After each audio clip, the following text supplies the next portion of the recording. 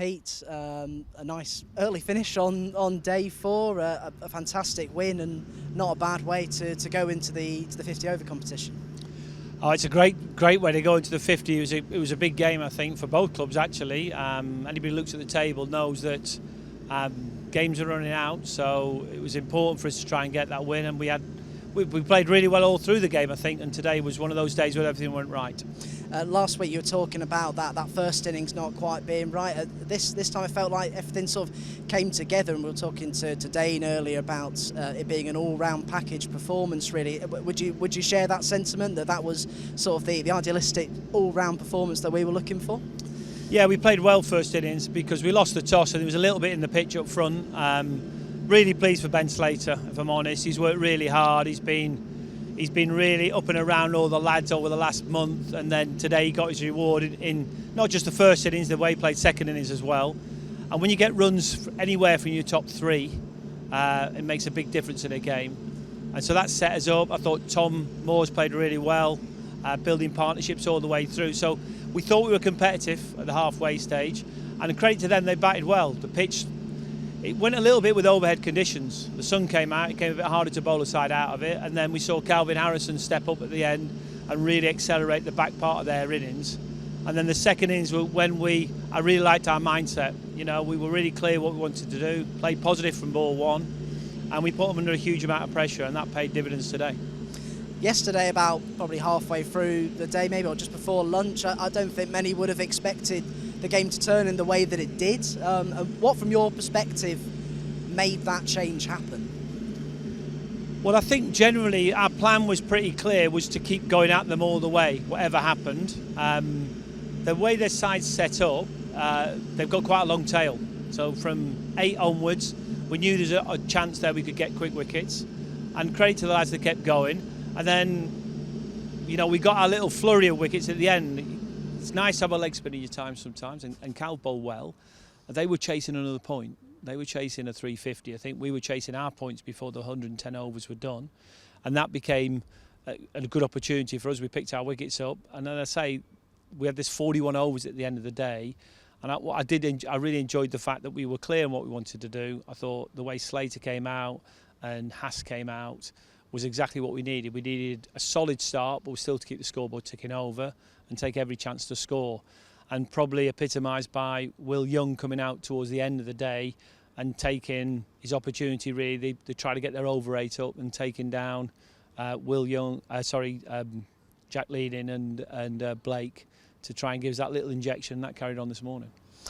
So many milestones to talk about this week, really. Both Ben Slater and Joe Clark reaching 7,000 first-class runs. Brett Hutton, obviously a man of the hour. He's crossed that 50-wicket mark this season, and he's topping the wicket-taking tables in both divisions in the county championship. Where do you even begin to heap the praise on the team after a great week like this? Well, a lot of people contributed to this win. I think go to Brett first. I mean, 50 wickets before the end of July in 10 games. He missed the first game is a phenomenal achievement for him. Not just by the quality of what he bowled, but it's also playing that much cricket, staying fit, staying on the park, and he's moved himself forward. And that's come from a lot of hard work, I think, not just during the games, but also in the winter. You know, he did a lot of work with Kevin Shine. He's a mature player who keeps wanting to get better, and I think we've seen that. We saw Dane Patterson get his 5-wicket second innings, and that was a reward for keep getting 2s and 3s without getting a 5-wicket haul for a while, and I think that takes him past 40 wickets, so that's exciting. But you're right, lots of achievements really. I say Ben Slater doing well at front, Joe Clark's innings today, Tom Moore's playing well in the first innings, backing up the last game. So it's nice to see our team starting to really push on. Calvin Harrison getting 4 wickets and keep growing as a player. So it was a good team performance. Nice to get the captain back in Steve Mullaney, who I thought led really well. And we take it. It's nice to finish this phase really before we go into the 50 over comp, and some of the lads go and play in the 100 on a really positive note. So when we come back in September with those 3 games, we'll look at that table and we'll feel in a better position than had we not been able to get over the line here. Difficult not to touch on Calvin Harrison as well. A great week he's had on the back of signing a new 3-year deal. And I suppose what he showed this week was exactly why he'd been offered that deal.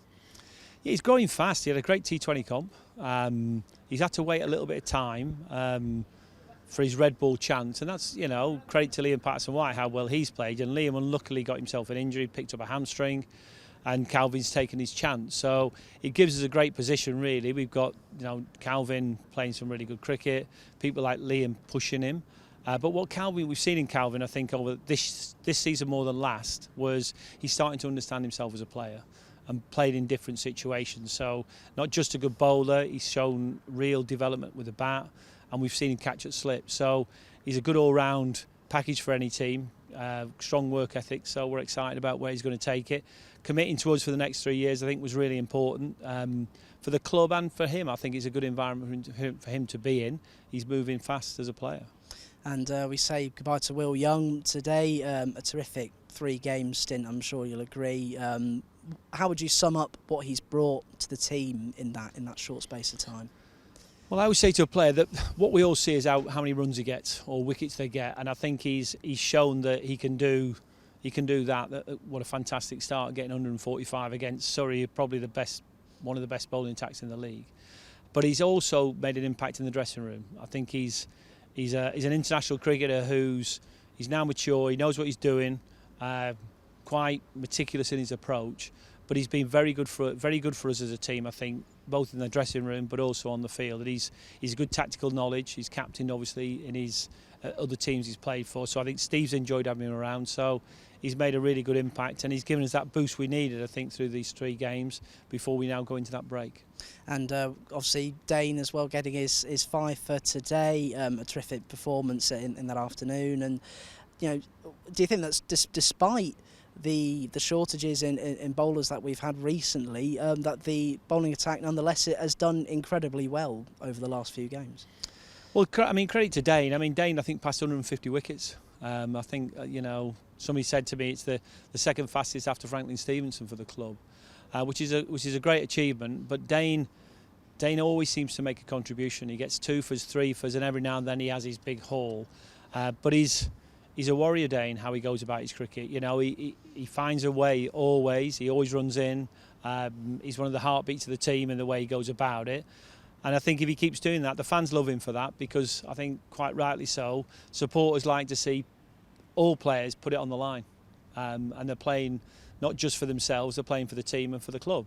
And Dane's done that from the first day he's walked into the club, I think, really. And I think we've loved him for it. And, it feels like he's a great fit for him and for us. He works well with Kevin, our bowling coach, and he's got 3 games to go to try and get himself again past 50 wickets, which would be the 3rd year in a row. And heading into the 50-over competition now, we start in Norfolk on Sunday. On the back of a win, do you feel like this is a nice time in terms of switching up formats?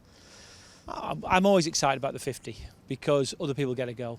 So we obviously lose quite a few guys to the 100, and it's a chance for them to go and represent the club with a different team. Quite a few of our lads at the Rockets and other city-based teams. But I get excited about the 50 because we see different players play. Last season we saw lots of our younger players. Someone like Matthew Montgomery was a great example of how well he played in that, and that helped him get in the 2020 team this year for us. So it's exciting. We got to the quarters last year in a really tight game against Lancs and missed out. We'll try and go a bit further. But what we'll try and do also is give opportunity to our young players, give them a chance to have a go, and hopefully start to show that they're going to be players that we're going to watch out here in the future. It starts with 2 really good games, really. Essex away, very tough game when they play against people like Simon Harm, which would be great for them. And then we play at Trent Bridge the following game. So, yeah, really excited. We go to Norfolk tomorrow. That starts our build-up, and we start in earnest on Thursday. We'll touch on that one day match at Trent Bridge as well. It's a family fun day, reduced price. They're trying to get families into the crowd and enjoy the day. Are you looking forward to having that atmosphere here for a 50-over game? Well, the family fun days work brilliantly for us. People are coming supported. They have a good time. Kids on the outfield. I think we had Sussex here last year for that day, and it was a really good day out. So like always on that day, you hope you get a decent day's weather. We hope the fans come in, and it's a real it's a real privilege and a treat for a lot of those lads, because what you've got to remember, we don't play second team cricket here, so some of the players haven't played much at Trent Bridge, so when they play there, for the young players especially, it's really exciting. You know, and you'll get to see some of our more experienced guys, but also some of our younger players come out there and hopefully put on a good display and we get ourselves a win. Thanks, Pete. Thanks, Tom.